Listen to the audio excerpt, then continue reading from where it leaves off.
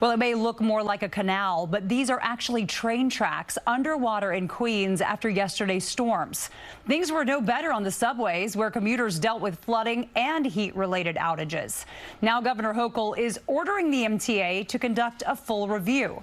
Political reporter Marcia Kramer has the details. Commuters had to cling to fences to avoid floodwaters at the 7th Avenue station in Park Slope as power outages and heavy rains threw the area's mass transit system a curveball that kept some cowering at home. I did not leave, but I saw the videos, and I'm so glad I didn't leave my house. Because? Because it looked like a nightmare. People were like climbing up on like the banisters. I'm frightened to go on the subways when I know that they're going to be flooded. Some wonder why a system so susceptible to weather events simply can't be fixed. Especially now that they're going to raise the price again. And with the storms also flooding the Long Island Railroad's Port Washington line just before Bayside Station, Governor Hochul ordered MTA head Janno Lieber to figure out how to fix the system. What we've experienced is the challenge of having really old infrastructure and being subject to the water that comes from all over down onto tracks and hitting, the subway and commuter rail systems.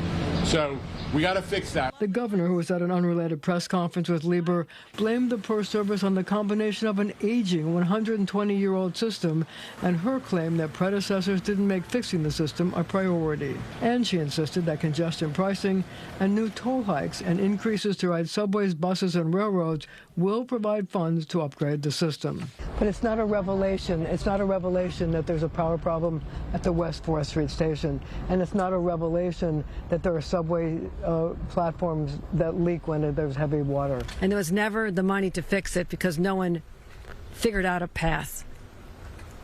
There was never the political will to find any way possible to solve this, but you don't do it for free. Marcia joins me in studio now. Marcia, I am really interested to get your take on the governor's take that none of her predecessors had the political will to fix things. Well, Jess, I have to tell you, so I think that former Governor Cuomo might dispute that because he's the one that actually built the 2nd Avenue subway and had a big party to celebrate that. But also, it's always seemed like they've had an awfully big, robust budget. I mean, the budget right now is nearly $20 billion, and that's just for operating. And they just passed another capital plan of almost $69 billion. There is money there. So what's the problem then? Well, the system's old. Right. And it's 120 years old. And, there have been more severe weather issues here because of climate change. But for the record, Janno Lieber also says that consumer and rider satisfaction is up. So I guess the thing is they got to get the money, they got to fix it, and we'll see. And little by little, right? You can't shut down a whole subway line. People's lives would be in havoc. You could not do that. Thank you so much, Marcia. The flooding at a station in Queens left behind a big mess for homeowners. Water poured into yards on the other side of LIRR tracks. One resident said she warned the MTA 2 years ago about what appeared to be a leak in the retaining wall between her house and the tracks. They said they would keep maintenance and have it assessed pretty often, but that was the last time I heard from them. I have a finished basement, and it suffered damages in my carpeting and in other areas throughout the basement.